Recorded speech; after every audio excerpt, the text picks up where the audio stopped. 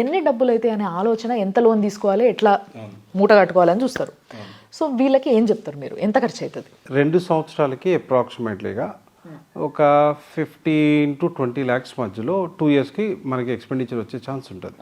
Trump వచ్చిన తర్వాత అంటే వర్క్ చేయటం కుదరదు, పార్ట్ టైం అనే కాన్సెప్ట్ ఇంకా కన్ఫర్మ్ కాలేదు.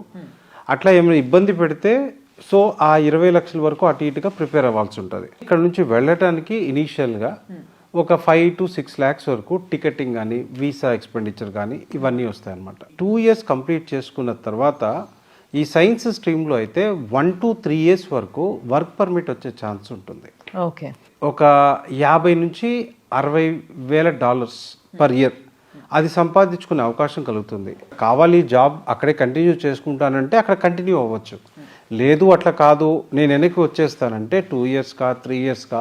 సో వన్ వే ఏంటి అంటే, ఒకటి ఇంటర్నేషనల్ డిగ్రీ ఉంటుంది, ఇంటర్నేషనల్ ఎక్స్పోజర్ ఉంటుంది, ఆ ఎక్స్పీరియన్స్ ఉంటుంది. అమెరికాలో చదివాడు కనుక డిగ్రీ అక్కడిది కనుక వాళ్ళకి ఫర్దర్గా ఏం చేయాలి అనుకున్నా కూడా వాళ్ళకి ప్రయారిటీ ఉంటుంది.